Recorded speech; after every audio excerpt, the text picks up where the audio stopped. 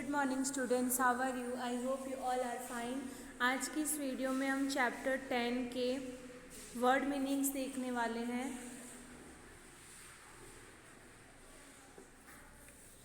इसमें सबसे पहले में दिया हुआ है फॉन्ड ऑफ। फॉन्ड ऑफ यानी होता है टू लाइक वेरी मच, यानी किसी चीज़ को ज़्यादा से ज़्यादा पसंद करना। ठीक है। नट मीन्स होता है अखरोट, जिसको हम नट बोलते हैं। रेजिन्स मीन्स होती है किशमिश। स्टबन यानी होता है one who does not listen, यानी कि ऐसा कोई पर्सन जो नहीं सुनता हो किसी की बात, तो उसको हम स्टबन बोलते हैं। To work out, work out मतलब होता है टू डिसाइड, यानी कोई चीज़ डिसाइड करना। प्लान यानी होता है आइडिया। ग्रीडीली यानी होता है सेल्फिशली, यानी कि स्वार्थ से। बिटर यानी होता है कड़वा। नॉट स्वीट इन टेस्ट, यानी कि ऐसा कोई खाना जिसमें टेस्ट नहीं आता हो। टू स्क्वीज यानी होता है to press and remove juice, यानी कि अगर हमें कोई जूस निकालना हो, जैसे नींबू को निचोड़ना, तो उसको हम बोलते हैं स्क्वीज। ठीक है। नेक्स्ट यहाँ पे हमें दिया हुआ है टू ग्रॉल। टू ग्रॉल यानी होता है टू से एंग्रीली। ठीक है, यानी कि गुस्से से जवाब देना। टू हेट यानी होता है टू डिसलाइक वेरी मच, किसी को पसंद ना करना। टू स्पैंक यानी होता है टू हिट, यानी मारना। फिलो यानी होता है बॉय, यानी लड़का। टू डील विथ यानी किसी से कोई चीज़ से डील करना, यानी उस चीज़ को मैनेज करना। ठीक है। इस तरीके से आपको ये वर्ड मीनिंग आपकी नोटबुक में लिखने हैं और समझने हैं। नेक्स्ट में यहाँ पे दिया हुआ है लंप यानी होते हैं पीस, टुकड़े। टू बिलीव यानी होता है विश्वास करना। To trust. स्पैंकिंग यानी होता है बिटिंग, यानी कि मारना। ग्रम्पी यानी होता है वन हु ऑलवेज कंप्लेन, यानी कि ऐसा पर्सन जो हमेशा कंप्लेन करता रहता है, बार बार शिकायतें करता रहता है, उसको हम बोलते हैं ग्रम्पी। ठीक है, क्या बोलते हैं? ग्रम्पी। क्रैप्ट। क्रैप्ट मीन्स होता है to walk slowly and silently, यानी कि धीरे धीरे शांति से चलना, तो उसको बोलते हैं हम क्रैप्ट। यहाँ पे हमें दिया हुआ है पास्ट टेंस ऑफ क्रीप, यानी कि जो क्रीप है उसको हम पास्ट टेंस में क्या बोलते हैं? क्रैप्ट। मैंने आपको कल की वीडियो में समझाया था कि किस तरीके से जो वर्ब होते हैं उनकी पास्ट टेंस होती है। ठीक है। नेक्स्ट हमें यहाँ पे दिया हुआ है स्लैब। स्लैब यानी होता है अ बिग पीस, यानी कि एक बड़ा टुकड़ा, जिसको हम बोलते हैं स्लैब। टू रिफ्यूज़ यानी होता है मना करना। टू से नो। To hug. हग यानी होता है गले लगाना। टू होल्ड क्लोज, यानी कि कस पकड़ के रखना, पास में रखना, होल्ड करके रखना, उसको बोलते हैं टू हग। ओके।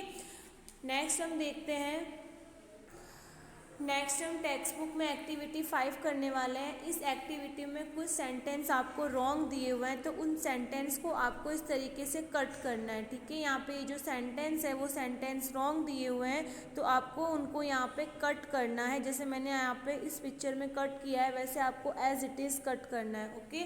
तो अब यहाँ पे सबसे पहले कौन सी चीज़ हुई थी और कौन सी बात हुई थी, सबसे पहले वहाँ पे ऐसे करके आपको, और उसके बाद में कौन सी बात हुई, ऐसे करके आपको 1 2 3 4 नंबर ऐसे करने हैं। ठीक है। तो सबसे पहले क्या हुआ था?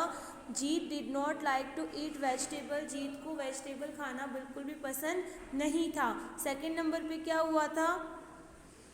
He greedily put a piece of pizza into his mouth, उसने फटाफट क्या किया?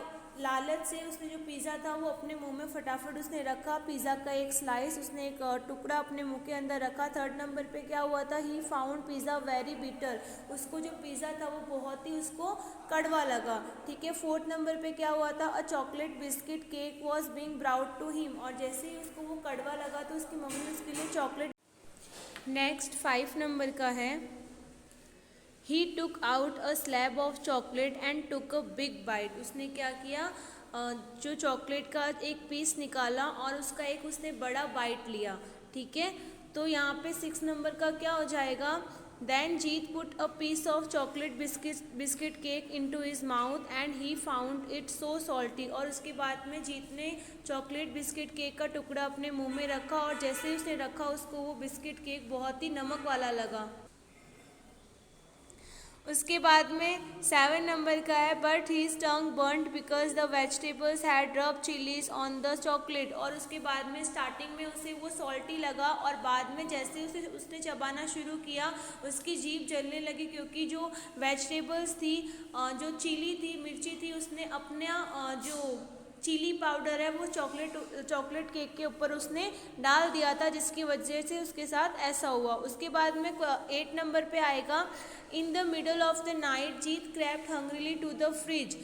जीत ने डिनर में कुछ भी नहीं खाया था, डिनर में कुछ न खाने की वजह से रात को उसको भूख लगी और आधी रात को जो जीत था वो धीरे धीरे फ्रिज की तरफ जा रहा था। Jeet turn to a big bowl of gajar halwa. जीत ने एक गाजर के हलवे का एक बड़ा बाउल उसने निकाला। He ate up all halwa in the bowl. और बाउल में जितना भी हलवा था वो सारा का सारा वो खा गया। इस तरीके से आपको कौन सा सेंटेंस पहले आता है उसके प्रॉपर ऑर्डर में आपको यहाँ पे लिखना है, ठीक है। अब यहाँ पे आपको एक्टिविटी 6 दी हुई है। एक्टिविटी 6 में आपको यहाँ पे जो सेंटेंस दिया हुआ है उसको आप जितना फास्ट बोल सको उतना फास्ट आपको बोलना है। आपने ऐसे गेम तो घर में खेले ही होंगे जिसमें आपको कोई वर्ड होता है वो फटाफट बोलना होता है, जैसे कच्चा पापड़, पक्का पापड़। वैसे आप बहुत सारे गेम ऐसे घर में खेलते हो जिसमें ऐसे वर्ड आते हैं जो आपको फटाफट बोलने होते हैं। वैसे यहाँ पे हमें दिया हुआ है fresh fried fish, fish fried fish fresh fried, fried fish fresh, fish fried fresh. ऐसे करके यहाँ पे आपको एक ही वर्ड बार बार में फटाफट बोलना है, ठीक है। अब जो आपने और ऐसे वर्ड सुने हो जो फटाफट बोले जाते हो और इसमें हम अटक जाते हो, तो वैसे वर्ड आपको यहाँ पे और दिए हुए हैं। Ice cream, you scream, we all scream for ice cream, यानी कि ice cream, you scream, we all scream for ice cream.